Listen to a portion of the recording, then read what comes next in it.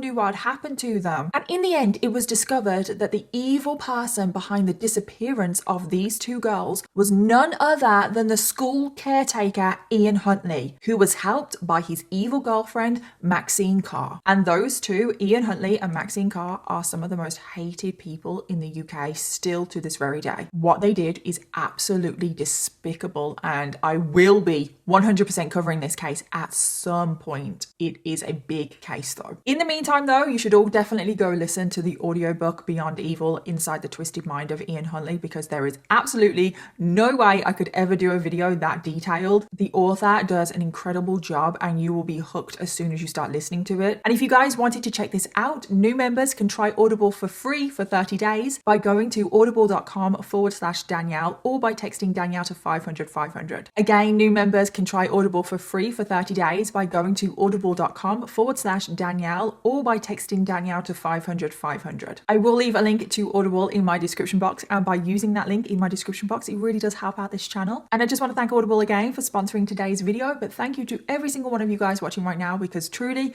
without all of you guys, I wouldn't get opportunities like this. And now let's jump into today's case. So we're going to start with John's background because, spoiler, he is the main perpetrator in today's case.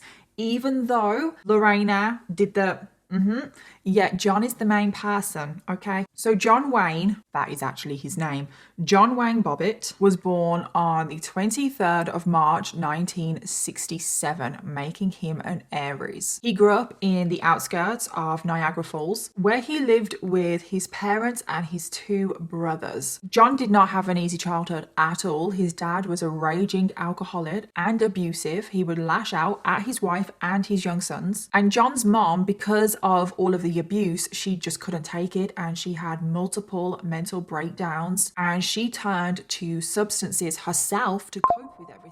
The family were also incredibly poor. They would sometimes struggle to even put food on the table, and John and his brothers would sometimes go days without actually eating anything. John himself has said that they grew up in quite a rough neighborhood, and the family would be victims of violent crimes because of the neighborhood that they were in. But there was one incident where John's mother was sexually assaulted in front of the house in broad daylight. And she was just doing the gardening, you know, she just got pounced on in the middle of the day. People were walking past as the sexual assault was going on, and no one intervened, no one said anything, no one reported anything. And then after the sexual assault, John's mom came running into the house. She was crying and she was covered in blood, and she came into the house and she said, "They raped me, they raped me." And John was only 3 years old when this happened, but he has said himself that he can remember this day like it was yesterday. Now, it's said that John's dad never looked at his wife the same after she was sexually assaulted, which is honestly disgusting. And John's dad eventually did walk out on the family, and this resulted in John's mom just spiraling even more, really suffering with her mental health, turning to substances even more, and it got to a point where she just couldn't look after her children anymore. So John and his brothers went to live with their aunt and uncle and their cousins. Now, once John and his brothers were living with their aunt and uncle, things actually started to look up for the children, because the children were fed properly, they had clothes, they were clean, they had a safe environment temporarily, but they had a safe, stable environment. However, unfortunately, that wouldn't last for very long, because an extremely traumatic thing happened in John's childhood. And I am going to give a warning here. We are going to discuss child sexual abuse. I'm not going to go into too much detail. So this happened when an older relative actually came and stayed with their aunt and uncle, because that is the thing about John's aunt and uncle. They kind of just took in everyone. So a lot of extended relatives would come and stay with their aunt and uncle, and this older man came and stayed with the family, and on this one time that he stayed with the family, he sexually assaulted John. And John was only 5 years old when this happened. And then this older relative started to stay at the house more often, and every single time he stayed at the house, he sexually assaulted John in the worst ways imaginable. But then he also started to abuse John John's brothers and cousins that were in that house. So he is abusing multiple children every single time that he stays. It's just truly just makes your skin crawl, but it gets worse because this older man, he started abusing the children in front of one another. So he would literally gather all the children in one room and sexually assault them one by one and make the other children watch for his own sexual gratification. Now, eventually, the older man did confess to John's uncle what he was doing, and rightfully so. He was banned from the house. He was never allowed to come back. However, no legal action was taken, but at least he was out of their lives, thank God. And after he left, this is when John did start to get his life a little bit on track. He focused on school, he focused on his friends, he started to actually focus on being a child, and there's nothing really to report in his school life. We just know that he excelled in sports and he did graduate, but then when he graduated at the age of 18, he didn't really know what to do with his life. And this is when he decided to join the US Marines. And he excelled. He seemed to just adapt to this lifestyle very easily, very quickly. And he was a bit of an idiot, I'm not gonna lie, but he was doing well for himself. He wasn't doing too badly. He didn't seem like he was that much of a monster at this point in his life. And then he turns 21 years old, and this is when he met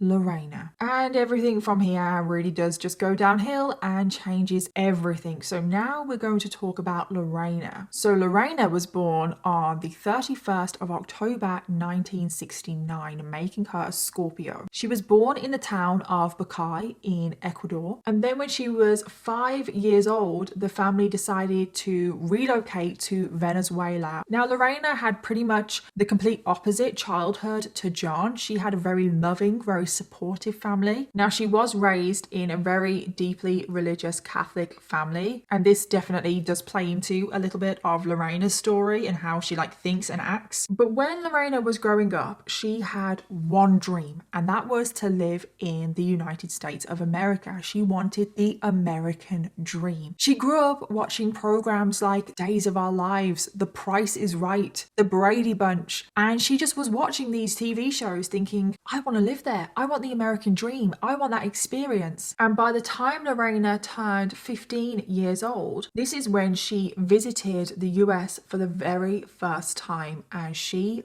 fell in love. So after graduating high school back in Venezuela, she applied for a student visa to go to college in the US. And this is what happened. She started attending community college in Virginia. She was living with various friends of the family and different family members. And Lorena was really just living her dream. This was her dream. She excelled in her studies. She was making friends. She got a part-time job as a nanny and a manicurist. And then in September of 1988, Lorena got invited to a local dancing event at the US Marine Base in Quantico, Virginia. And who else was at this event? Well, it was John Bobbitt, and this is how they met. And this was a pretty chance encounter for the two of them, because what are the chances that they would both be at this event? And when John first saw Lorena, it was pretty much love at first sight. There was just that instant spark between the two of them. They immediately hit it off. They exchanged numbers and they pretty much straight away started dating. However, there was one problem. Lorena came from a very strict Catholic family, and Lorena's family did not believe in sex before marriage. They believed in marriage for life. You don't get divorced. And this also meant that whenever Lorena and John would go out on a date, they would always be chaperoned, which definitely made the dating process a little bit more awkward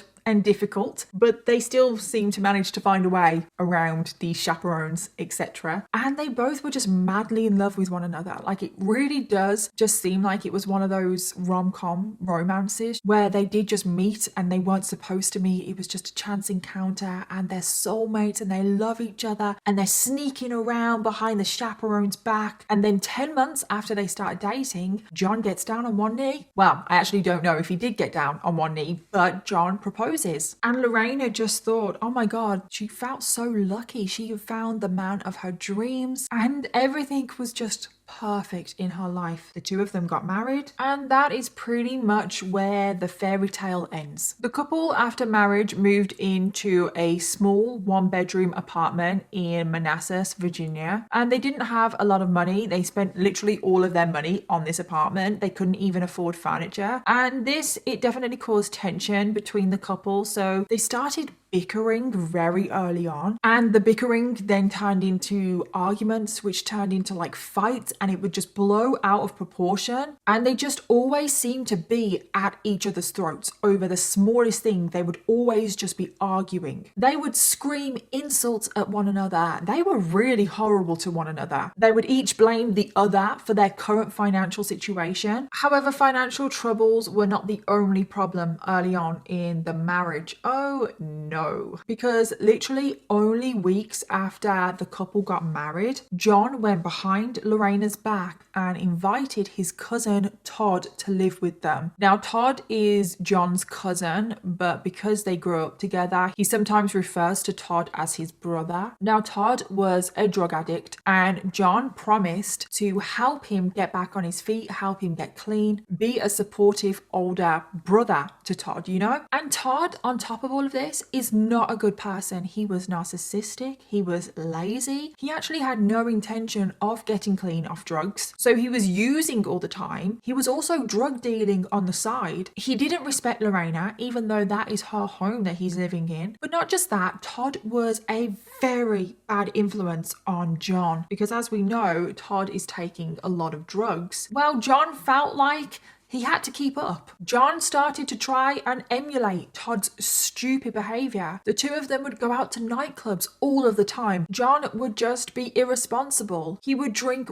way too much. I'm not sure if he was taking drugs. Possibly he was. But he also started disrespecting Lorena. He started throwing insults at Lorena because he thought he would look cool in front of Todd. He was one of those people. And this resulted in John and Lorena arguing even more. John was drunk every single day just to avoid his problems, which only led to more arguments, and the environment was becoming so toxic and volatile. And ultimately, this is what would lead to terrible consequences, because one evening, the three of them actually did go out together. So John, Todd, and Lorena are out at a nightclub, and John, being the complete idiot that he is, decided to drive home completely drunk. Now, Lorena, she didn't want to get in the car. She was protesting the whole way home because he was drunk. He was driving all over the place. He was putting so many people in danger. And because Lorena kept saying things like, slow down, stop, pull over. And obviously she was saying it in a more shouty way. She was being a little bit more aggressive than that, but still warranted. But in response to this, John literally just turned and punched her in the face. And Todd was sat in the back, and he was just laughing his head off the whole time because he thought that this was hilarious. Now, when they got home, Lorena went crazy at John for punching her. She started screaming insults at him, saying how much of a terrible person he was. And in response to this, John ran over to her and slapped her so hard that she fell to the floor. And then John kicked her in the stomach as hard as he could. John was actually about to carry on the attack further. He wanted to do more harm than that. However, he heard a security officer walk past and knock on the door because they heard the commotion inside. So thank God for that security officer. Otherwise, God knows what would have happened to Lorena in that moment. But the security officer, after they knocked on the door, John composed himself after the attack on his wife, answered the door to the officer. The officer said, "Is everything okay in here? I heard some very loud screams and shouts." And John acted all cool and charming and managed to talk his way out of this. And the security officer never even saw Lorena. And that's the thing with John. He's very charismatic. He really, really is. But that's the thing with narcissists, because he is a narcissist. I am not just using that word. Narcissists, they normally are charming, aren't they? They normally can worm their way out of things. Following that attack, Lorena actually slept the whole night in her car because she was so scared. Because even though this relationship was very toxic and volatile and they were always arguing, this was the very first time that John was physically abusive to her. And she didn't know what her husband husband was capable of. So she slept in her car the whole night and she prayed and she hoped that it was just a one-off, that he would never do it again. So the next morning she did return to John. However, sadly, she would be wrong. This was not a one-off. So following this first incident of domestic abuse, the abuse just got worse. And John, in his own words, has said that because he got away with that first time, he felt empowered to do it again. John was now abusive to Lorena on a regular basis. So they were arguing almost daily before this. Well, those arguments, they were still happening. However, now the arguments would always end in John beating Lorena up in some kind of way. Sometimes he would hit her to the ground. Sometimes he would kick her in the stomach. He would slap her. He would bash her head off things. And sometimes Lorena did give it back. She sometimes would slap him. She would punch him. She would kick him, which is not okay. Like, abuse in any way is not okay. But it really is different. Lorena is just reacting to the abuse that she is under. And the biggest difference was that John always had to have the last say. He would always hurt her more. He would always end in Lorena having a black eye, a busted lip, bruises on her arms, on her neck. And eventually Todd did move out, and Lorena was really hoping that the abuse would stop. Lorena always hoped that the abuse would stop. If this happened, the abuse will stop. If that will happen, the abuse will stop. However, there is no excuse. There is no excuse for violence, for abuse. There is nothing that would have made John stop. John abusing Lorena was not because of his cousin living there or because of alcohol. It was a conscious decision. It was a choice. So after Todd moved out, the abuse actually got worse. And it was a very similar situation. Every single time they argued, it would always end up in Lorena being beaten up in some kind of way. But the beatings would always be worse, if you know what I mean. He would punch harder. He would kick harder. He would strangle her harder. He actually liked to do this certain thing where he would wrap both of his hands around her neck and he would dig his two thumbs into the base part of your neck to cause maximum damage. And oh my god, even just doing that now, oh my god, I couldn't even imagine how painful that would have been. And the abuse, it started to happen in public as well. Like, it wasn't just behind closed doors. It's crazy that people just didn't really seem to care. And I know that's obviously a generalization. I know there were people out there that did care. Lorena was now constantly covered in bruises, and she would wear a lot of heavy makeup to try and disguise the bruises. She would wear long sleeve tops to cover all the bruises on her arm. She would wear like turtleneck tops and stuff to cover the bruises on her neck. However, people did start to notice. Her colleagues started to notice all of the bruises all over her. But when anyone would ask her, what is going on? Is your husband doing that to you? Lorena would just brush them off and she would say, oh no, it's not as bad as it looks. I'm fine. She didn't want to badmouth her husband in front of anyone. And this really is where Lorena's upbringing, her very religious upbringing, plays into this, because she was almost embarrassed, because in her mind she thought admitting to the abuse, she would be admitting to a failed marriage. So things just stayed the same. And then it got to spring of 1990 and Lorena fell pregnant. Now Lorena, she was actually over the moon about this because it was her dream. She wanted a family. She wanted to start a family, and she thought as well, this will hopefully make John stop. However, that was not the case. It was actually the complete opposite. John was furious that she was pregnant. He blamed Lorena for getting pregnant, even though it takes two to tango. He was very verbally abusive to her, and then he grabbed a phone book, got a number for an abortion clinic, and told Lorena that she was having an abortion, that she had no choice in the matter. And Lorena pleaded so much. She didn't want an abortion. She wanted this child. She wanted a family. But John didn't care,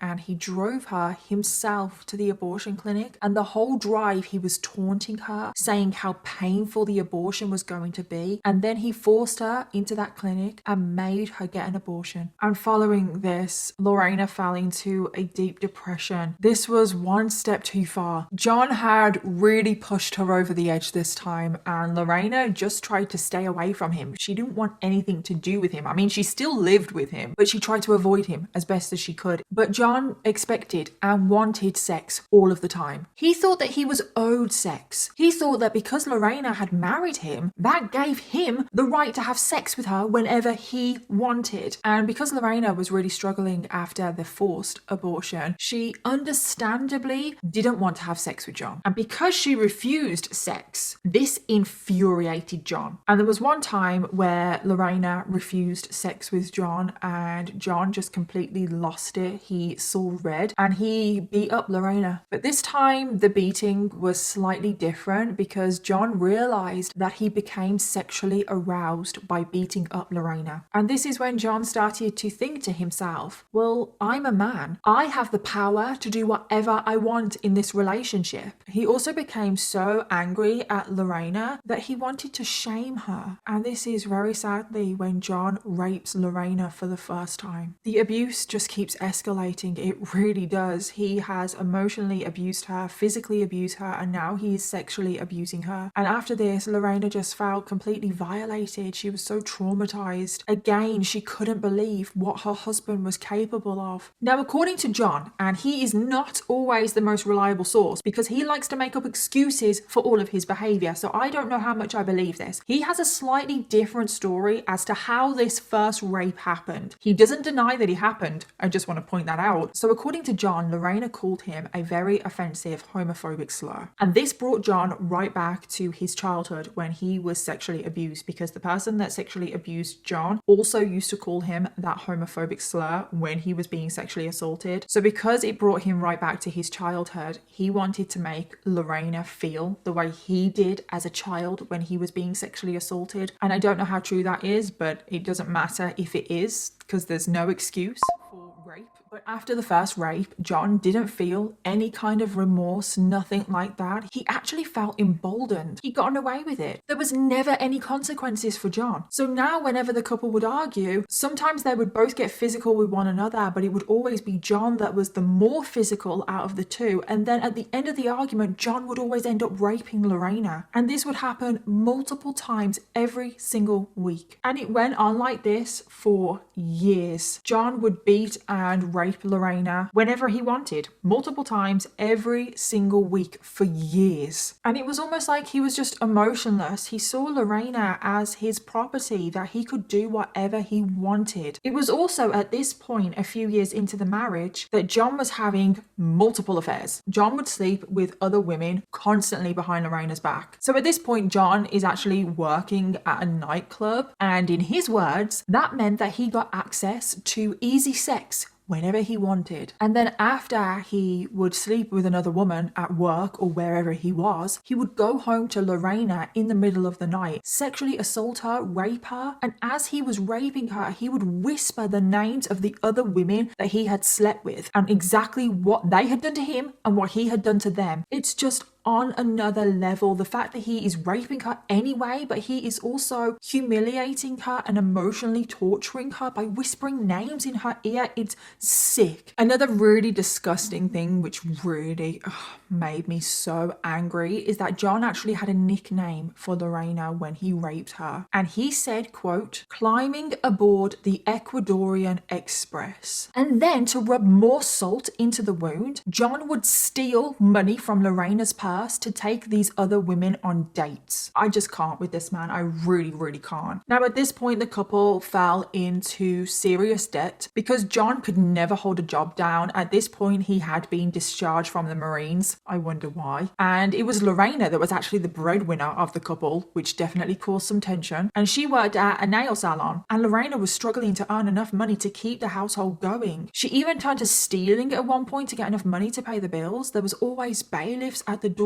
Their apartment actually got repossessed. And Lorena, at this point, she was at breaking point. However, there was one more incident that completely just pushed her over the edge. Because one weekend, the couple took a trip together. John was driving and the two of them started arguing. But it got very heated, and all of a sudden, John pulled the car over to the side of the road, grabbed Lorena's head and smashed it into the window. And he smashed her head into the passenger side window with so much force that she had a cut on her head and it was pouring with blood. She was barely conscious, and John wanted to show Lorena who was boss. So he started choking her, and Lorena was completely defenseless. She spat in his face because that is all she could do. But her spitting in his face actually turned him on. And sadly, this is when John tore off Lorena's underwear and very aggressively raped her in that car. And this particular rape was the most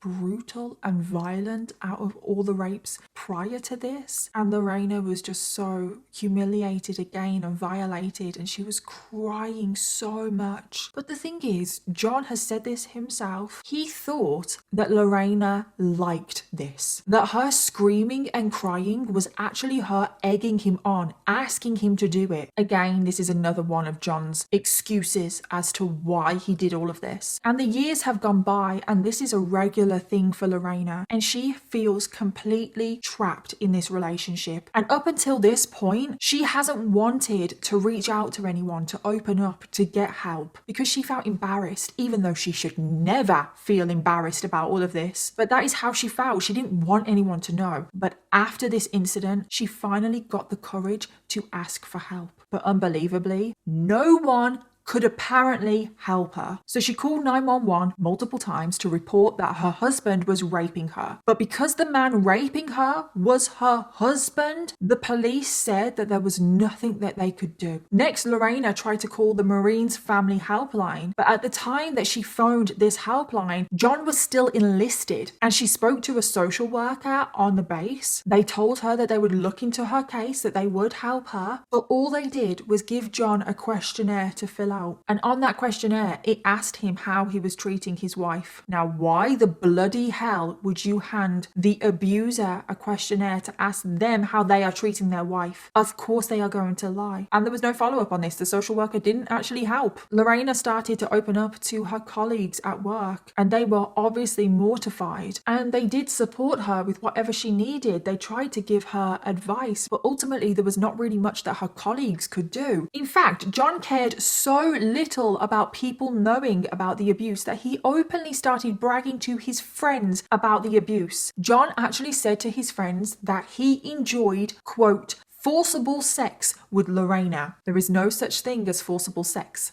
It's rape. He also said to his friends that he liked to see a woman scream and squirm and bleed. Lorena even tried to buy a tape recorder one time to try and record him assaulting her. But before she could, John found the tape recorder. He flushed it down the toilet and proceeded to beat her and rape her. After all of this abuse, after Lorena trying multiple times to get help, after John abusing her in public, John was actually only arrested once. This was after an incident where he had punched Lorena in the face and she had a split lip, and she called 911, and because officers came out and they visibly saw that Lorena had a split lip, they arrested John, took him down to the station. John actually pleaded guilty to assault and battery. However, for some reason, the charges against him were dropped. And you may be thinking, well, why doesn't Lorena leave? However, leaving abusive relationships is not as easy as it sounds. And there were a number of reasons why Lorena didn't leave John. The first and the main one was that she was absolutely terrified of him. John would constantly threaten that he would kill her if she ever left him. There was one time where he threatened to kill her if she ever left him, and he grabbed her by her arms and dangled her over their apartment balcony and threatened to drop her. She was genuinely terrified that he would kill her if she ever left. And unfortunately, the statistics support this. Most women who face domestic abuse are at the highest risk of being murdered by their partner in the breakup process or in the 6 months after they've left their partner. Another reason why Lorena didn't leave John is because of her religion. Whether right or wrong, it was deeply ingrained in her that marriage was for life. You didn't divorce. And the last reason, and I don't know how true this is because I've only heard this from John, I haven't heard this from Lorena, but John has said that Lorena was too scared to leave him in the marriage because her citizenship would be at risk. John said that Lorena would only gain permanent US citizenship